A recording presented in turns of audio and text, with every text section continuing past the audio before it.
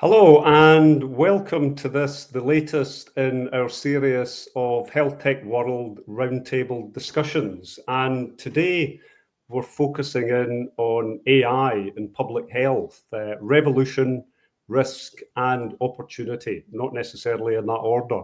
So over the next hour or so, we're going to take stock of the relationship between AI and public health, but then go on to explore the opportunities, all the complexities, the risks and the challenges involved in the development of AI in public health. So we hope today is a bit of a reference point, but also an opportunity for us to really have a close look at the changes that are going to allow AI opportunities to be translated into results. So I'm delighted to say on behalf of Health Tech World, we've got a fantastic group of panellists with us today. Who have agreed to share their insight and their experience with us, and of course their views on the core subject that we're focusing on.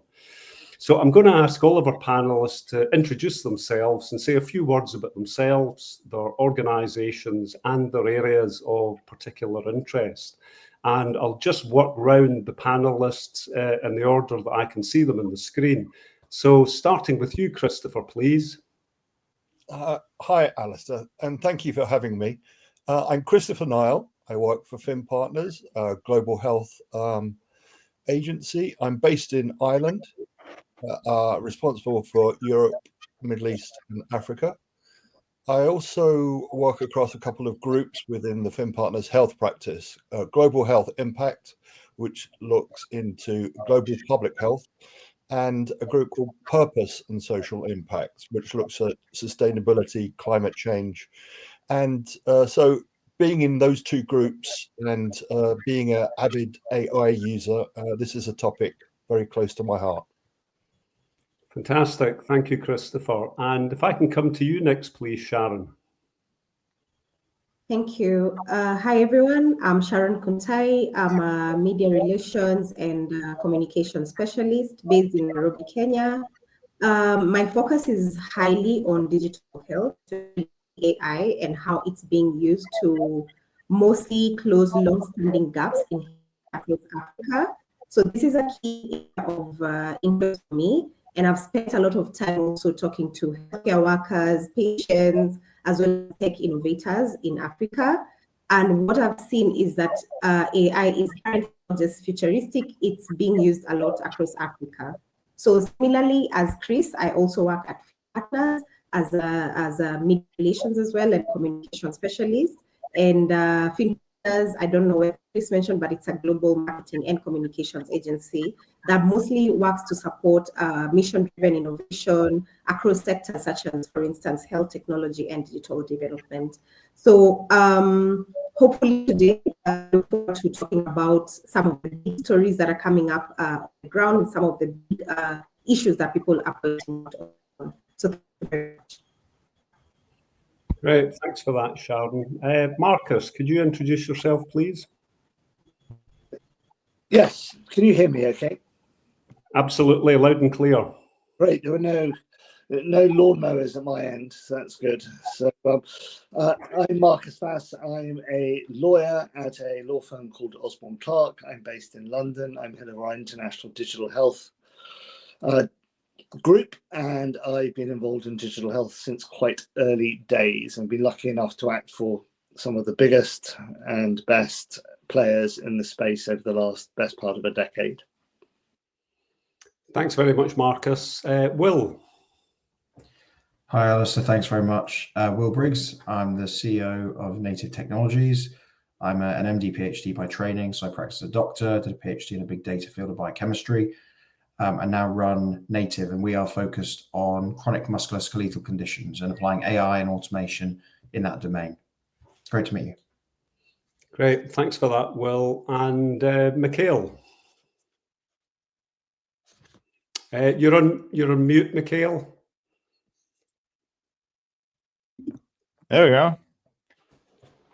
Thank you very much, and nice to meet all of you. My name is Mikael Kågebäck. I have a background also in research in machine learning and AI, and I'm the CTO of the world's largest AI-driven, sound AI-driven sleep analysis app we called Sleep Cycle, We have around 1 million active or daily active users that use our app to track their sleep quality, their sleep regularity, their sleep architecture. So we do sleep staging, and we're also developing things like sleep apnea screening. So we're kind of moving towards health tech as well. And being in that position that we have with this user base, we kind of have a unique perspective, I think, on global sleep health, but also, and I guess that's a bit more unexpected, like global health or the state of global health and current trends and statistics.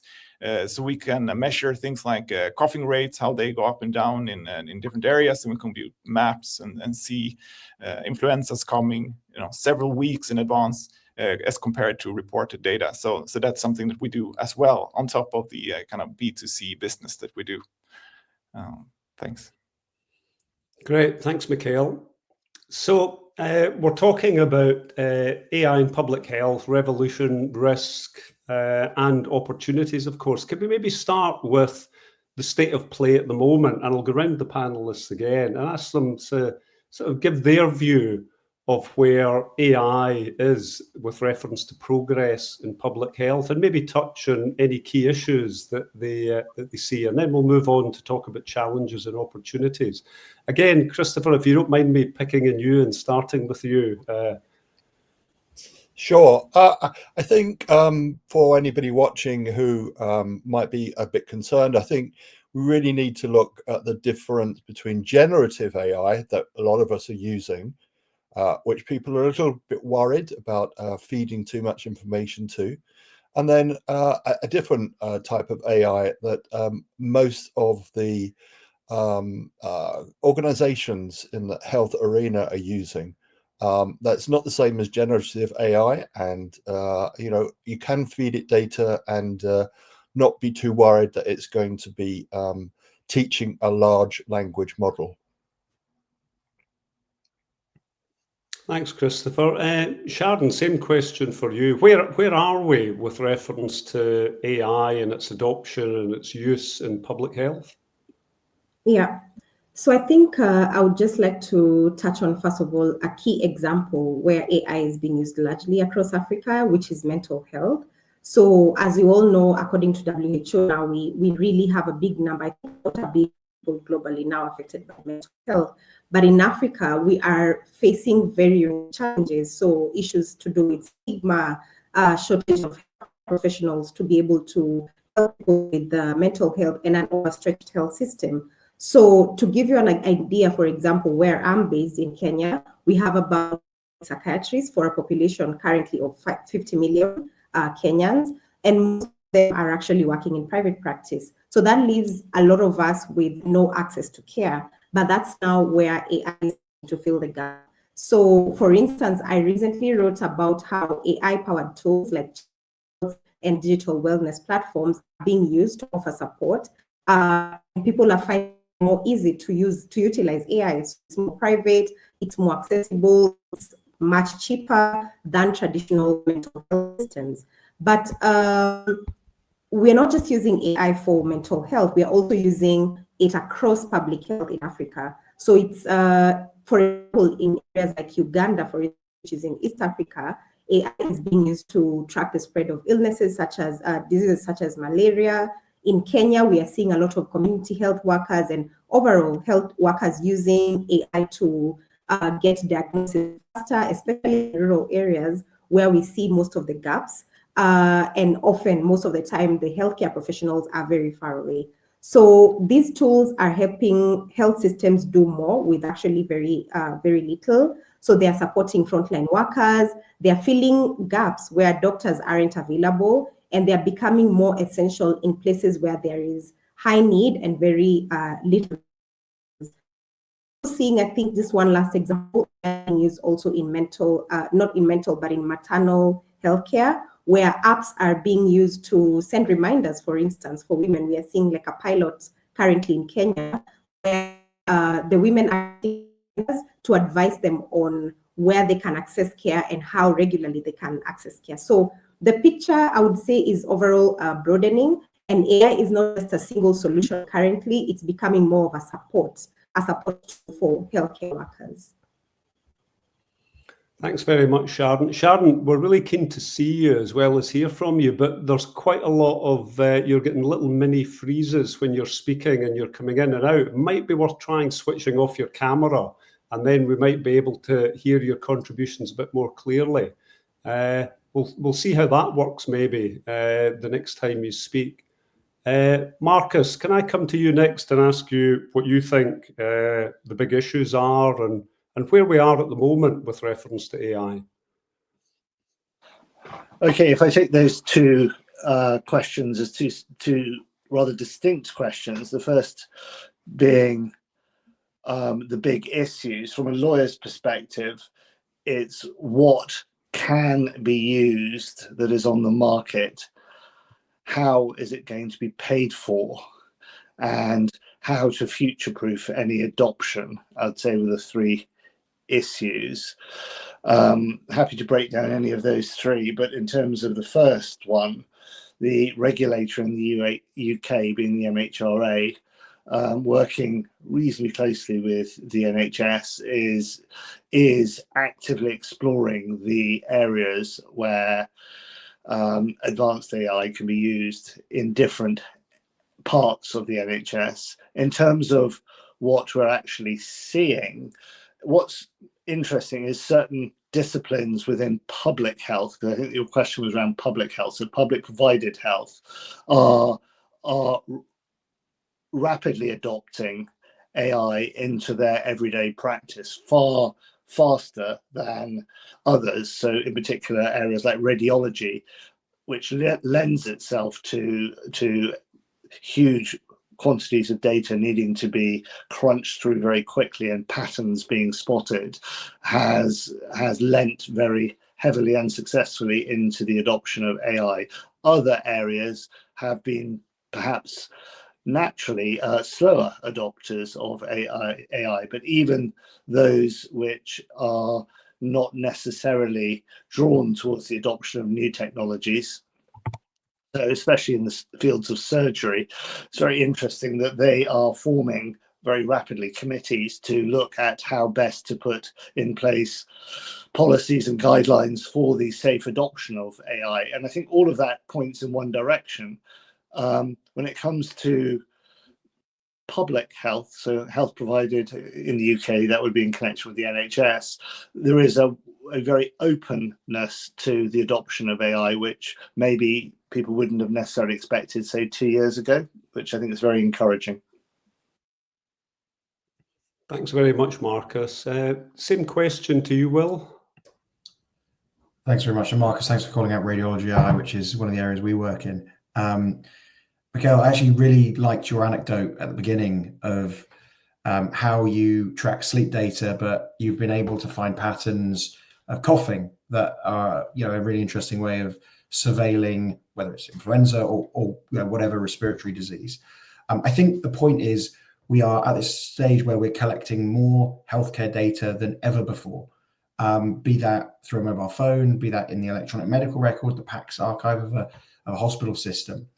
And there is a huge amount of direct value clinically to that data. For example, the value that Mikael sees with respect to sleep tracking, or a radiologist might see looking for the specific condition for which the imaging's been requested. There is also a huge amount of indirect value.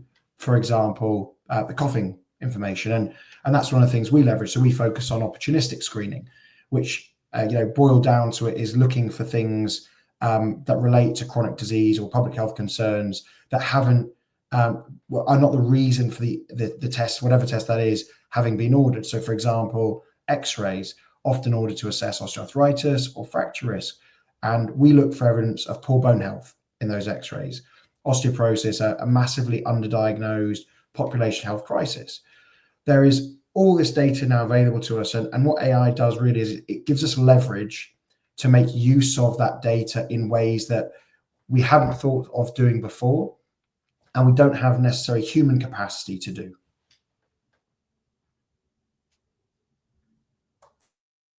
Thanks, Will. Mikael, same question. Where are we? What's the state of play with AI? So many great reflections, I think, in this round. That I would say for us, well, so first of all, the different kinds of machine learning, we do them all here. So we have a lot of supervised learning, we do a lot of reinforcement learning, we was also working with Gen AI. So almost everything we do is somehow connected to AI. So I could somehow speak about everything we do at Sleep Cycle, but I'm going to try to be more brief than that. I think the most important things for us right now that we can do is much more personalization than we could do before. So really moving into that, doing like personalized insights, and also doing like coaching. Now, talking about coaching, immediately you come to a problem, and that's with data. And I think both the legal point of it, because the data we collected, it has to have been collected in such a way that we can actually use it now. And then we need to store it in a way that is accessible. So we need to build like APIs around all our data so we can actually make this accessible to the coach. So we have a coach already in our system, but that was one of those that we threw together when ChatGPT was launched because we wanted to do something that was kind of similar, but it doesn't really have all the data we want. It can only really talk about the latest night. So we are now developing something that's much more deep, that can talk about your whole history, and obviously also have more information about how you can structure your sleep and how you can help the user with their sleep problems. So I think that's one of the things that we're doing now, but we're also, need to get even better at. But the second thing, and that's more connected to the other parts of machine learning we do, is really accessibility. So audio has been for a long time very difficult to work with, and that's something that we are now working with and doing a lot with. So we can actually do like robust tracking of your whole respiratory system using just audio from a mobile phone, and that creates an enormous accessibility for all of a sudden you can have 1 million people that can actually know their medium respiratory rate, for instance, during the night, which turns out to be heavily, closely connected to things like COVID. You can see like a 2 breaths per minute increase in your breathing rate if you have COVID, and you can also see things like if you have a fever and so on. So getting that accessibility that just wasn't possible before, that's something that I think is really a revolution.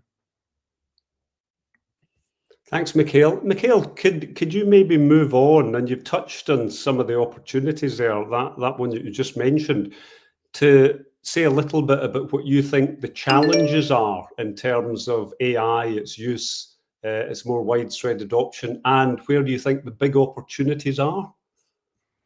So I think the complexities or the problems that you need to solve is really about, and I think I touched upon it, is how you structure your consents and your privacy policies and your data, so it's structured in such a way that it's accessible to your systems. So for us, the history for us, we started in 2009. The first customers we had, they had all their data on the phone. It wasn't even stored in our backend. Obviously, it's very difficult to build a backend service that uses that data. So we have to really rethink how we store data, what kind of consent we have around it, so we can use this in a good way. And that really boils down to building a bunch of APIs around your data. So I think that's really the problems that we have. When it comes to the opportunities, absolutely, personalization is going to be huge. I also want to kind of push the whole preventative healthcare. That's really something that I hope we will invest more in the future, because now with these systems, and not just our systems, you have Apple Watches and you have your Whoop and you have your Oura Rings and so on. So much data that's being collected on the population that we should be able to use this in a constructive way if we can use it in a good way to provide early warning systems, so that you can maybe your resource allocation for hospitals can be done in a better way.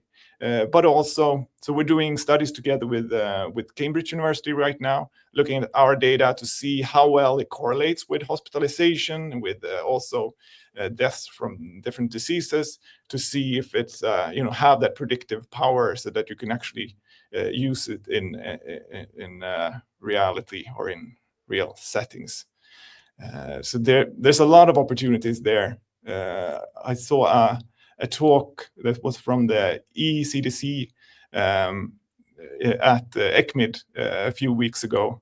And I think that was a beautiful talk. She really talked a lot about just how much power, how much things we could do if we just become a little bit better on preventative healthcare. And I really want us to be able to help out there in a good way. So we're really reaching out now to different partners to see how our data can be used, but also our technology. So we want to integrate our technology. So we provide SDKs that can use sleep tracking or respiratory rate tracking, cough tracking, snore tracking. We've done this together with Samsung before. So we have an SDK that we built for them, but we are also now reaching out to other players to see if we can provide this service. Great, thanks, Mikael. I mean, that does seem to be a big theme, this move towards, preventative medicine and actually people taking more personal responsibility for their own health as well, driven by some of the things that you've mentioned. Will, I'm going to, come to you next and then go around the other panel to focus on that same question. Where are the challenges and where are the big opportunities? Yeah. So for me, I mean, I think the biggest challenge is the right problem. And what I mean by that is we now have fantastic AI tools available, which are lowering the technical barriers to entry. Data is increasingly being captured in a way which means it's more usable. The problem is really like, what are the right clinical problems to solve? And what are the right public health problems to solve? And that's like kind of a case of the world that we want to be moving towards, as well as when the rubber hits the road today, what that looks like. For example, prevention, and this is something I really believe in, but it's hard, right? Prevention is really, really difficult to do. True prevention, which is basically tell people to stop drinking, stop smoking, do some exercise, have a better diet. That sort of primary prevention is very, very difficult because you have to change behavior. If you medicalize prevention, say, well, what's the next step down? Which is, I'd like to think of it as like early detection. So you detect a disease at its earliest stage before it's had the chance to progress to be very severe, and you can intervene early and prevent a worse consequence. That's making it a sort of a medical problem at that point. The problem you have there, though, is if you find disease at scale, you have to then do something with it at scale. And at the moment, most healthcare systems are, or certainly in the developed world, are stretched. We have an aging population. We have fewer taxpayers, more people consuming healthcare resources. And if you go after prevention, truly go after it, you're going to discover a lot more patients that were previously bubbling along who would have an adverse outcome in 10, 15, 20 years' time. That increases the amount of volume that the clinical staff have to get through, which is challenging. So for me, it's, if you're going to bring preventive solutions to the market, I think it's worth thinking through the care pathway and saying, well, okay, how do we help that health system manage the increased burden we've now created at scale? And same with personalization, right? Personalization is a fantastic thing to strive towards. And at the moment, it's accessed generally by the very people who have invested in things like Oura Rings and really care about their health. Personalization, where I think we would like to get it to at a public health level, is how do you provide personalized care for everyone? But again, the more information you provide, the more complexity you build into medicine, the more challenging it is to deliver medicine like that. So I think there's going to be this kind of uncomfortable phase where the technology outstrips the system to begin with, and the system doesn't know what to do with it. Until the system figures out how to use that technology effectively to deliver better clinical care, better public health, we'll be in this kind of messy grey zone. But I do see a route that it will learn, and we will learn, and we will get there. That's fascinating. Well, I guess thinking about it superficially, you'd assume AI would reduce the cost of treatment, but actually you're saying, and it indicates the complexity of this, that it might, at least during the early stages, increase demand because of early diagnosis and people being aware of some of the things that might require treatment. Yeah. And, this idea that AI is going to come in and massively, automate systems immediately it's just not true. You can't change clinical care like that.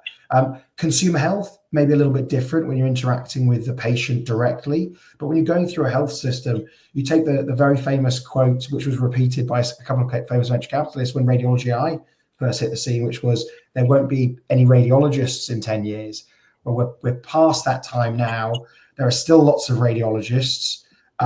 There's not that much radiology AI really compared to the amount of work being done by radiologists. It's still radiology dominated, with AI helping in certain use cases, and in some cases not really helping and not really delivering a lot of value.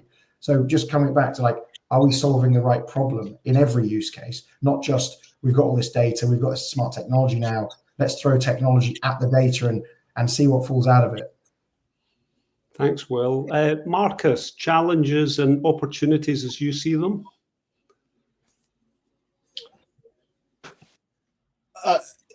I think that deep dive into the radiology example was really, really good case study. But stepping away from that, I think the challenge, we'll start with the negative, is from a data perspective, ensuring that the correct data sets are made available in a way that they can be updated but used.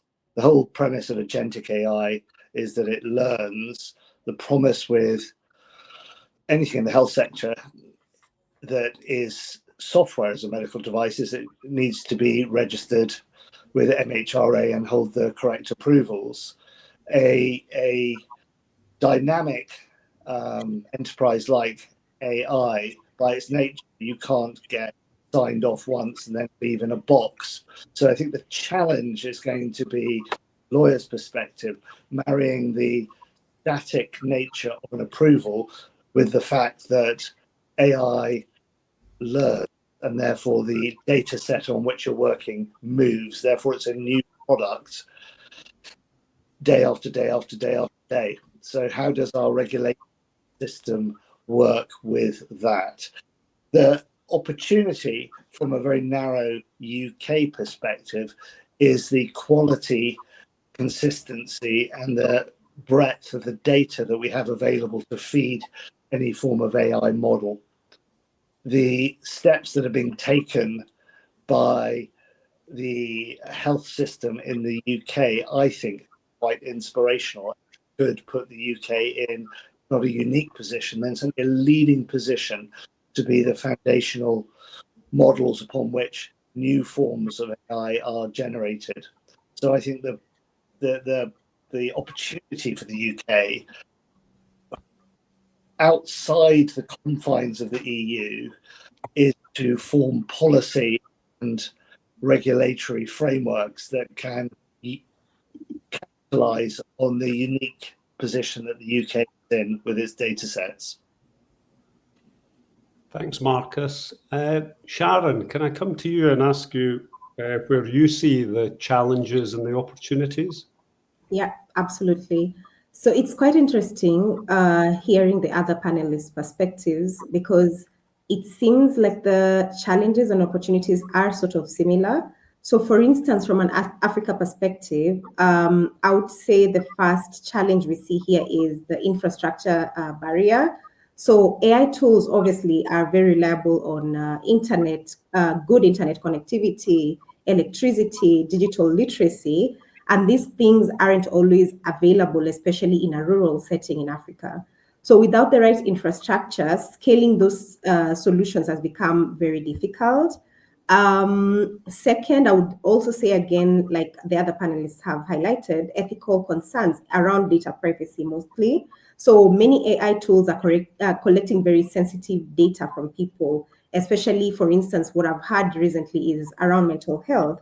So individuals are sharing very personal issues, but how is this data being stored? Who is owning the data? And how do we make sure that data is protected from misuse? So these are the questions that most people still need clear answers to. Another challenge I can say that we've seen is the need to be aware of a good design, or the risk of actually having a design that is not well structured to this particular system in Africa. So we are seeing AI that is being built more from a context of the global or the Western world, and it's very hard for people here to be able to understand how to use AI because it's not culturally appropriate. Some of the information they may get is even inaccurate or even harmful. And lastly, which came up actually when I was writing about how AI is being used for mental health, one of the interviewees, who is a mental health expert, was saying that mostly people are now using AI to self-diagnose. So as much as AI tools are becoming more accessible, we are seeing an increase of people turning to AI for health diagnosis. So that's creating a lot of problems, especially for doctors, because they're now struggling to convince their patients that the diagnosis they're getting from AI tools might not be accurate. So people are very much trusting the conclusions, and sometimes they don't really understand that AI also comes with limitations. So based on these challenges, I would say that the opportunities that I think now we can tap into is, for instance, capacity building and training for healthcare workers. So while AI has great potential, they can only be effective if the healthcare providers are actually able to understand them well. So we also see that there's a need for also collaboration. So as much as one country or organization can tackle challenges in AI, it would be good to see collaboration so that we can get some learnings from each other. We'd be able to understand what are the gaps in other countries and how can we be able to learn from the things that other countries are also seeing when using AI. Also, I think another thing that we're seeing is the issue to do with trust. And the most profound issue here is from a matter of people don't really understand what the benefits of using AI are. And it comes also from the issue with data and data privacy. So more people need to understand how can they use AI responsibly, and what really is AI going to help with when it comes to filling the healthcare gaps. And lastly, I think, which is very important here actually, is we need to make sure that AI fits into the local context. So a lot of tools that are being developed, as I mentioned earlier, are, let's say, for example, English, for instance, using English as a main language. So a lot of people now are trying to come up with solutions here where AI can actually use local languages so that more people are able to get access through AI. Great, thanks very much indeed, Sharon. Christopher, challenges and opportunities. And I apologise because I know if I come to you last, people have probably talked through quite a few of the challenges and opportunities, but please. That's quite all right. So opportunities, I think Marcus and Will touched on radiologists and x-rays, and I'd just like to give a few statistics. So I understand, especially in low resource settings, so not necessarily in high income countries, but low and middle income countries, they're catching 15% more TB cases through x-ray analysis using AI. I've got a sister-in-law who's a pediatrician in the National Health Service. When she became a consulting pediatrician, she used to record the appointment with her patient on audio. There were a typing pool where the audio typist would type things up. That then was outsourced to Asia. Then that stopped, and they were using some kind of a voice to text or having to type it out themselves. And now she's got this amazing AI tool that she can talk in natural language, and she can talk about what the follow-up needs to be, what the prescriptions need to be. And the AI takes care of all of that for her. I'm not sure if it's a trial or whether it's actually being used throughout the NHS. But it's really changed her ability to spend a lot more time with her patient, and the admin's being taken care of. I also think I understand there's when medicines and vaccines are in the discovery phase, and the molecule fails, it doesn't achieve what they set out to do. imagine these databases of hundreds of thousands, maybe millions of molecules that never went anywhere, and AI is being used now to see what needs to be changed, what could make that molecule work, and what could actually produce these new medicines. I do think challenges around trust. I know that NHS has 80 AI pilots as of 2025, and Marcus touched on the NHS is really unusual. It's probably, I think it's the largest universal healthcare system in the world, and as Marcus mentioned, the amount of data that the NHS is phenomenal. But that's going to be the challenge is how the NHS has the opportunity to sell that data, but it really has to be anonymized. I'd love to hear Marcus' view on that.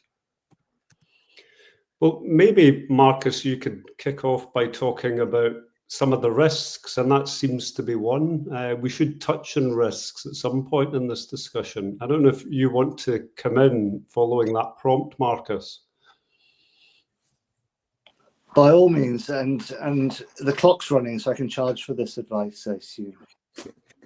I'm trying to persuade you not to charge for it, I think, would be an uphill struggle, Marcus. I wouldn't want to try and change a habit of a lifetime. No, sadly not. But before we perhaps look at how the current structures in place to deal with health data, which differ as between the UK by the looks of things and the EU to some extent, and apologies for Kenya and other jurisdictions that my eyesight sits in the jurisdictions that I'm aware of rather than much further afield, which are failing, but there we go.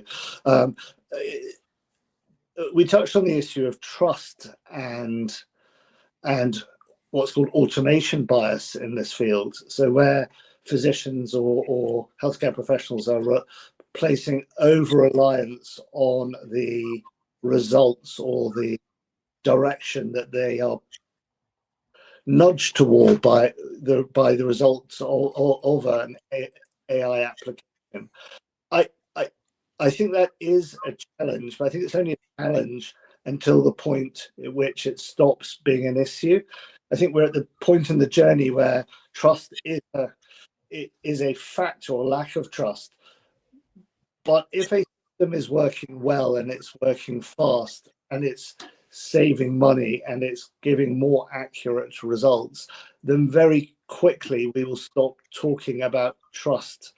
I think there is a liability and a risk issue when it comes to any new tool, if we can put it in those terms, that's used in a healthcare setting. That's what regulation is intended to assist with. The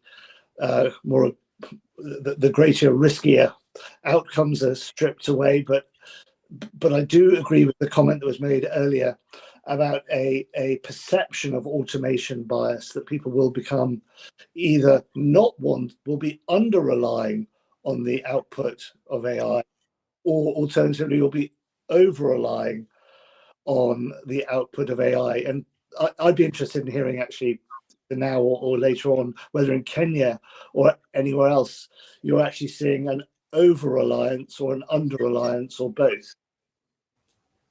Very true. Yeah. Sharon? Very true. I agree with you, Marcus, on that, because we are definitely seeing people over-relying on AI now. Like, for instance, the way I was using the mental health example, people are literally relying on AI to tell them, how do I move today? I just had a panic attack. And most of the time, for example, the kind of detail or information that they get there is not very accurate. So they can get some tips and tools, but you cannot compare it to the human care that they can get from, let's say, a therapist or a psychologist. So there is definitely an over-reliance. And as I mentioned earlier, people are now even self-diagnosing and deciding what disease or diagnosing themselves with diseases. And especially now, it's even riskier when it comes to life-threatening illnesses or diseases, because people end up diagnosing themselves, and it may lead to a lot of risks there. Thanks, Sharon. Do any of the other panelists want to come in on that subject of risks? I'm happy to say something. I think the comment about patients having access to these tools to query is a really interesting one. I remember when I was training as a doctor 10 or 15 years ago, and the doctors were all complaining about Dr. Google then, where patients would come in with a Google search. What ChatGPT and similar things have done is that on steroids, really. It's not just flagging a particular website or a set of information, it's just trying to distill that information. The challenge is always that medicine is very nuanced, and patients, in terms of prompting an AI, often don't know the nuances that matter. That's why medicine starts with history taking and structured history taking to take the right information. So patients using these tools to come to a diagnosis without that structured process, using tools that are available at a consumer level like ChatGPT.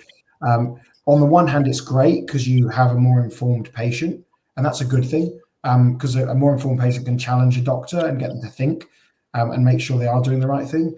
On the other hand, it does create a burden and that friction between, the AI told me this, doctor, you're saying something quite different, I don't believe you.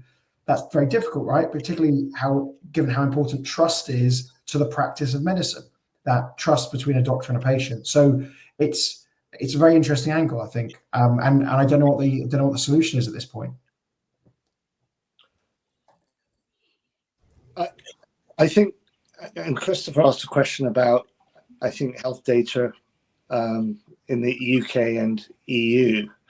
Sorry, although I reframed maybe your question, Christopher, so apologies if I did it that way. But I think, again, a very narrow UK focus. A month or so ago, the government announced 600 million investment to set up a new health data research service, which I think is immensely exciting in the context of AI, because the signs so far are that this health data research service is going to streamline the use of health data for researchers, and it doesn't matter if those are pharmaceutical companies or anyone else, and it's going to remove some of the delays and obstacles they currently face when they're using health data for research purposes. The key to this, to take away the patient concern, is anonymization. Data protection law doesn't apply if data is truly anonymous, because it's not personal data at that stage. So if that health data is truly anonymized, it can be processed and shared with researchers, including people like pharmaceutical companies, without the need to obtain patient consent, because the patients aren't identifiable, and as I said, the UK data protection law doesn't apply. And if let's say when the HDRS gets up and running, the initiative should be a genuine game changer to avoid some of the cost and friction and the concerns from patients in terms of the use of their personal data, because I say once it's not personal data, the Data Protection Act and the GDPR don't apply. There is a slightly different approach in the EU, which might be a subject for another day, which is actually a deeper and more interesting approach, but I think it's going to be a bit harder to get up and running. But I won't bore you with that. Is that the EU AI Act of 2024, I think? In part, but there's also something called the European Health Data Space Regulation. Got it. The EHDS, terrible acronyms. They all sound very similar. EHDS. No, I just think it's great. The WHO has got AI guidelines. The EU has got AI guidelines, and I'm not quite sure. I think you've answered where the UK is going to. Yeah, the UK unusually is moving quite fast. It's a really interesting point. I mean, it's clear from this discussion that governments in whatever jurisdiction do have a significant role to play with reference to legislation and maybe allaying any anxieties, but also making sure that there are the necessary protections in place while freeing businesses and innovators up to push the boundaries of what's possible. Quite a delicate balance, though, one would have thought. I think the other Mark? fact they have to get right is interoperability. They can't keep data in silos. It must be open for a wider number of potential users, which I think is going to be key to the success or failure of the health data space in the EU and the equivalent in the UK. And I think just one more risk to highlight, especially regarding governments, is the potential risk of overdependence on AI and technology. So instead of investing more in increasing health workers, improving the health system by training more health workers, they now think, AI can be used as an alternative to hiring health workers. So I think for Africa, for instance, I would say we are seeing it more as a support instead of it actually replacing, because I know there's a question globally now about whether AI can replace the health workers. So I think for us, it's more of this is something that we see as a resource for support more than replacing healthcare workers. Thanks, Sharon. I was going to ask about how willing clinicians are to adopt AI, but from the tone of this discussion, it sounds as though clinicians are embracing AI and seeing it in a very positive way. Am I getting that right? I think if you ask most junior doctors, they're probably relying on ChatGPT for at least something. Right. Interesting. I mean, it's making their work easier. Now there's a place where they can be able to get information. They can be able to do their work faster. So most of the health workers here, what I'm hearing is positive. Not much of they'll be replaced by AI, but more of AI is really helping improve their efficiency. Yeah. Connected to privacy and also regulations.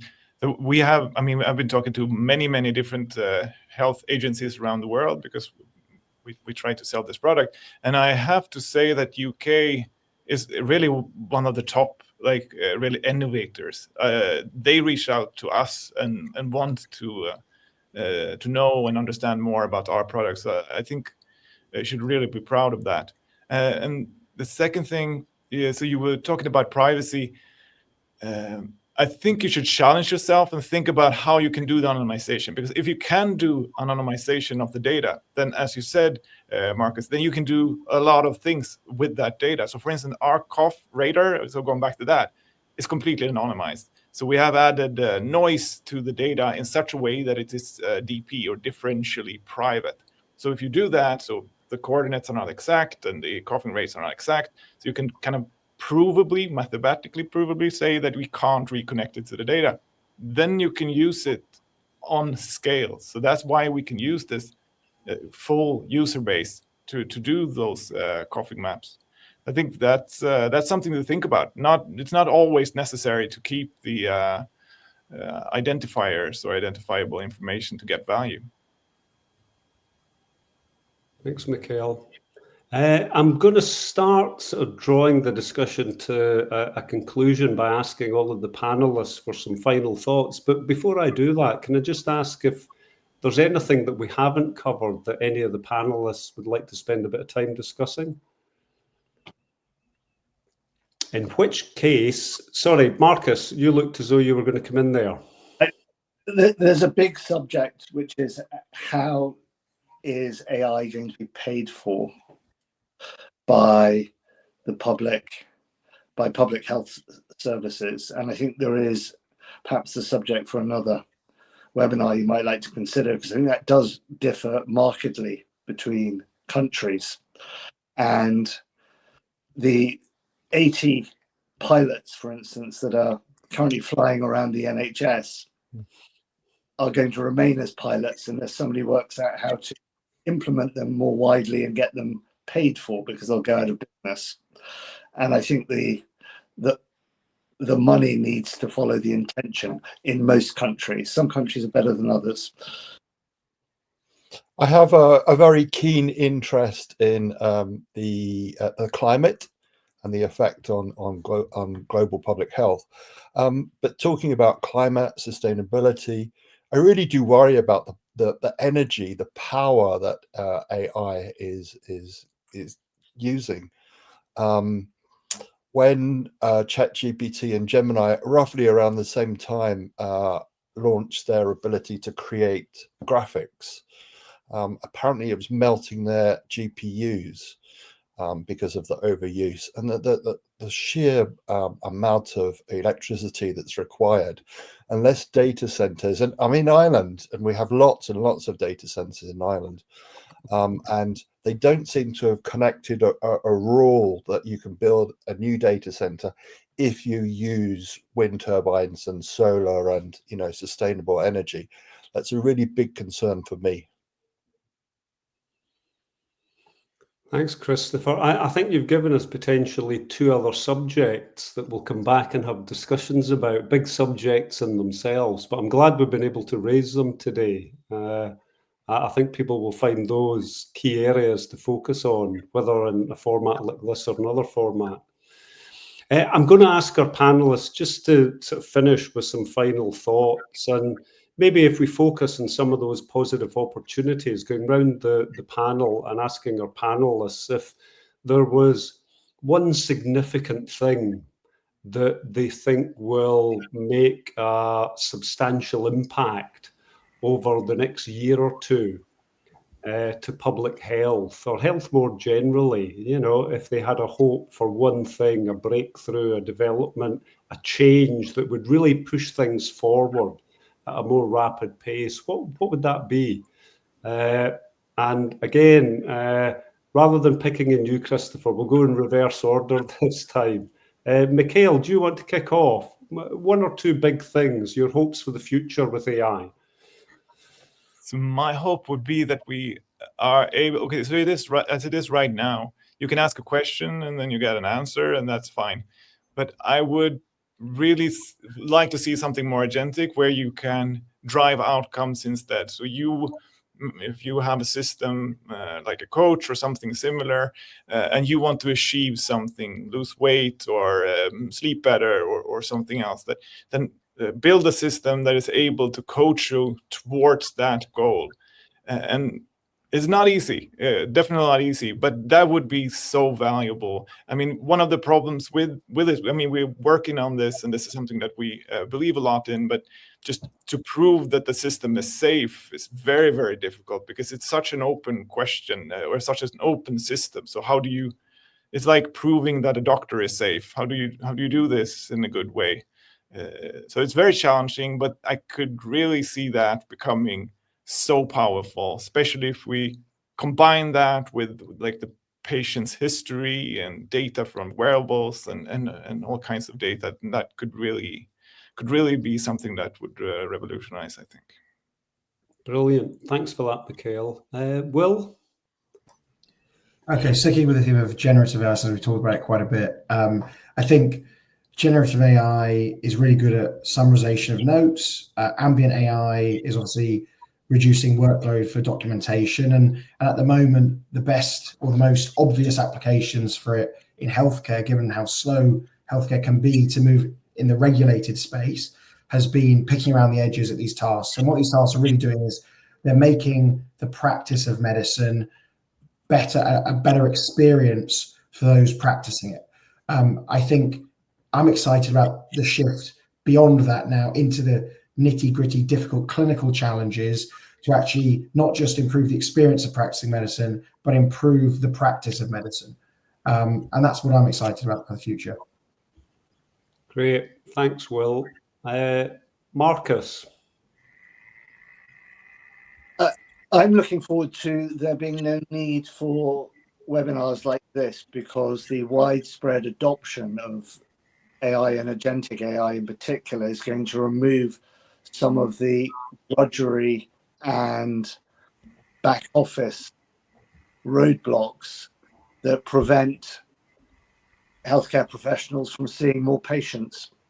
And I would like to be talking about something else in a year's time, because the healthcare professionals are able to see the patients that they want to be seeing and not be bogged down with paperwork. Thanks, Marcus. But we will get you back on to talk about something else in a year's time, at least. Thanks, Marcus. Sharon. I think we need to involve local voices for Africa. From an Africa perspective, I think we need to involve more local voices in the design and development process, so that AI can reflect the cultural norms, the different languages, and the actual realities of the communities that it's serving. Even from a global perspective, as we're building AI, there's definitely now a growing recognition for emerging markets. So African countries or emerging markets need to be part of the conversations from day one, and not as afterthoughts, but more of creators, so that that shift can lead to a more sustainable and more inclusive tech. Great, thanks, Sharon. And Christopher, you get the final word. It's just quite short and sharp. I'd love to see AI bringing a level playing field, healthcare for all around the world, low, middle income, high income, level playing field for everybody. That AI can raise standards, but it's equitable across the world. I think that's a fantastically compassionate and positive way to finish this discussion, Christopher. So thank you. On behalf of the Health Tech World, can I just thank all of our panelists for sharing their time and their insight and their experience. I think it's been a fabulous discussion. I've thoroughly enjoyed playing a very modest part in it. Please, for all those that are watching, share this as widely as possible. The content will be available obviously on the Health Tech World platform, on YouTube, through social media channels, but this discussion deserves to be seen by as many people as possible. So please network it as widely as you can. So it just remains me to say thanks to everybody for their time and their contribution on behalf of Health Tech World, and we'll see you at the next roundtable discussion, quite possibly talking about money and climate change with reference to AI. Thanks very much. Thank you. Thank you.